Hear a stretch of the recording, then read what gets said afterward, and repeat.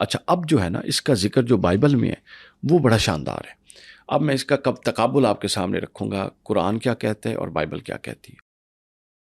سب سے پہلے تو یہ سن لیں کہ قرآن مجید نے اس بات کی تردید کی ہے جو یہود کی کتب میں تالمود میں اس بات کی طرف اشارہ ہے کہ معاذ اللہ حضرت سلیمان علیہ السلام جادو سیکھتے یا سکھاتے تھے اور انہوں نے اس کا آغاز کیا. ایسا نہیں، قرآن مجید نے واضح کیا کہ یہ اللہ نے ان دونوں کو بھیجا تھا ملائکہ کو، اور وہ بتاتے تھے کہ یہ آزمائش ہے اس میں نہ پڑو. اس کے بعد جو خود کہتا کہ نہیں ہمیں سکھائیں، ہم اس پر قابو کر لیں گے، ہم اس کا منفی استعمال نہیں کریں گے، ان کو وہ سکھا بھی دیتے. اچھا اب بائبل میں جو اولڈ اور نیو ٹیسٹمنٹ ہے اس میں ہاروت اور ماروت کا نام نہیں ہے. اچھا لیکن جو یہودی اور عیسائی لوگوں کی دیگر مستند کتابیں ہیں، معتبر کتابیں ہیں، جس میں ایک سب سے بڑی کتاب ہے تالمود، اس کے اندر اس کا ذکر موجود ہے. تالمود میں ہے بک آف اینوک، اس کے اندر اس کا ذکر موجود ہے، حضرت ادریس علیہ السلام کے صحیفے. اب اس کو وہاں ہاروت اور ماروت کو پتہ ہے کیا کہا گیا؟ فالن اینجلز، وہ فرشتے جو اوپر سے گرے. اچھا ہاروت اور ماروت اپنی مرضی سے دنیا میں نہیں آئے؟ نہیں، اللہ تعالیٰ کے حکم سے آئے تھے. تو ان کو کہا گیا ہے فالن اینجلز، گرے جو نیچے، اوپر سے نیچے گرے، یہ معنی بھی ہے. اور جو ہم عام طور پہ منفی لفظ استعمال کرتے ہیں نا، یار یہ بڑا گرا ہوا انسان ہے، اس سینس میں بھی استعمال ہوتا ہے. ٹھیک ہے، کیوں ہوتا ہے وہ میں آگے بتانے جا رہا ہوں، یہ بہت بڑا راز ہے. اچھا پھر بائبل میں ان دونوں کے فرشتوں کے نام بھی ذکر ہیں جو فالن اینجلز کہتے ہیں نا، گرے ہوئے فرشتے. اس میں عزازیل نام ہے اور شمازہ نام ہے، شمازہ اور عزازیل. اب عزازیل جو ہے یہ تو نام ہے ابلیس کا، ٹھیک ہے. تو اس کا مطلب یہ اس کو شیطان سے بھی لنک کرتے ہیں جو بائبل والے ہیں. لیکن اس میں جو سب سے امپورٹنٹ چیز ہے وہ یہ ذہن میں رکھیے کہ یہ واقعات بابل کے دور سے منسوب ہیں، جادو کو بابل کے دور سے منسوب رکھا جاتا ہے. اس کے بعد تالمود میں اس کا جو تقابل بیان ہوا ہے وہ امام ابن کثیر کی تفسیر سے اور تالمود جو یہود کی کتاب ہے اس سے میں آپ کے سامنے پیش کرنے جا رہا ہوں. سورۃ بقرہ میں اس کا ذکر ہے، جادو کو لے کر یہ دو فرشتے آئے. بعض مفسرین انہیں کہتے ہیں کہ یہ اپنا آدمی تھے، بعض مفسرین نے کہا جن تھے، لیکن اتفاق اسی پر ہے کہ یہ ملائکہ تھے. بابل میں علم جادو سکھانے کے غرض آزمائش تھی، ٹھیک ہے. اس کے بعد قرآن کا پیغام ہے کہ علم کا غلط استعمال نہیں کرنا چاہیے. بے شک یہ ہمیں پیغام ملتا ہے کہ فرشتے سکھاتے تھے اور وہ کہتے تھے یہ آزمائش ہے. تو کسی ایسے علم میں یا کسی ایسے فن میں نہیں پڑھنا چاہیے جس کے بعد آپ اپنے اوپر قابو نہ رکھ سکیں اور گمراہی میں چلے جائیں. اور بعض روایات میں پھر ہاروت اور ماروت کے دور سے بھی اس کو منسلک کیا گیا. اچھا اب جو یہود کی کتب کے اندر اس کا آیا ہے وہ آیا ہے، اس کو کہتے ہیں بک آف اینوک میں گرے ہوئے فرشتے، فالن اینجلز. یہ مردود فرشتے بھی ان کو کہتے ہیں. اور وہ یہ کہتے ہیں کہ یہ وہ لوگ تھے جو زمین پر اترے، یہ فرشتے، یہ شیطان کا معاذ اللہ روپ تھے.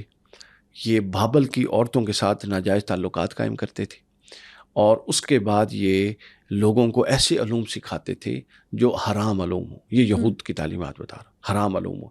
ان حرام علوم میں انہوں نے جادو بھی سکھایا. پھر اس کے بعد بدکاری کی بہت ساری صورتیں، وہ کہتے ہیں کہ وہ لوگ تھے، یہ دو وہ فرشتے تھے جنہوں نے معاذ اللہ یہ صورتیں سکھائیں. اس کے بعد بک آف اینوک میں یہ بھی ہے کہ یہ سکھانے والا علم انسانی برائی کی ابتدا اسی سے ہوئی. بہت ساری جو برائیاں تھیں، یعنی اگر آپ آج 100 کلاسیفیکیشن کریں نا گناہوں کی قسموں کی، تو وہ کہتے ہیں اس میں سے 80 کلاسیفیکیشن وہ ہیں جو یہ دو لے کر آئے تھے. اب کیا ہے اگلی جو بڑی اہم بات ہے، یہی وجہ ہے کہ آپ سمجھتے ہیں نا کہ عیسائیوں کا کیا کانسیپٹ ہے کہ حضرت عیسیٰ ہمارے گناہوں کا کفارہ دے کے سولی پہ چڑھ گئے. ایسے ہی ہے نا، ان کو جو سولی پہ تکلیف ہوئی وہ ہمارے گناہوں کا کفارہ ہے. وہ یہ کہتے ہیں کہ خدا نے معاذ اللہ چونکہ یہ سارے گناہ اتارے تھے، اور حضرت عیسیٰ کو وہ کہتے ہیں خدا، اللہ کا بیٹا، خدائی میں شریک.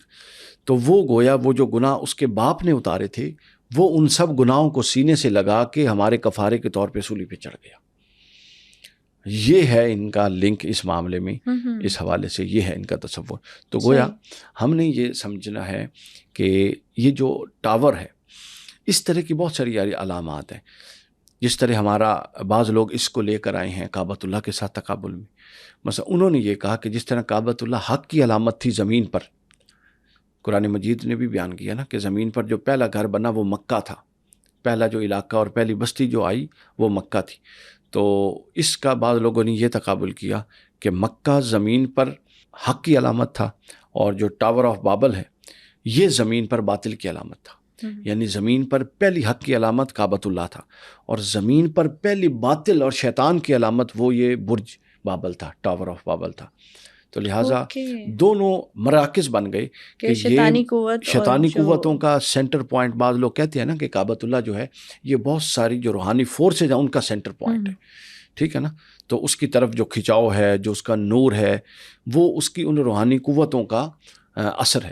اور اسی طرح دوسرے لوگ کہتے ہیں کہ جتنے شیاطین ہیں, جتنی باطل قوتیں ہیں, جتنے جادو ہیں, اور جس طرح آپ دیکھیں نا کہ کوئی بندہ آپ اچھا کام کریں تو آپ کو محنت اور ریاضت کرنی پڑتی ہے, صوفیہ چلے کرتے ہیں, ایسے ہی ہے. اسی طرح جو لوگ شیاطین کو راضی کرنا چاہتے ہیں اور جہاں پہ بعض لوگ شیطان کی پوجا کرتے ہیں ان کے لیے یہ اسی طرح اہمیت رکھتا ہے جس طرح ہمارے لیے کعبہ اہمیت رکھتا ہے. وہ اس کی طرف رجوع کرتے ہیں, وہ یہ کہتے ہیں کہ جو ہمارے اسلاف تھے, جس طرح ہم بڑی بڑی جگہوں کو اپنے اسلاف سے جوڑتے ہیں, تو وہ کہتے ہیں کہ جو ہمارے اسلاف سے یہ ان کی علامت ہے, تو ہم نے اس کو ساتھ لے کر چلنا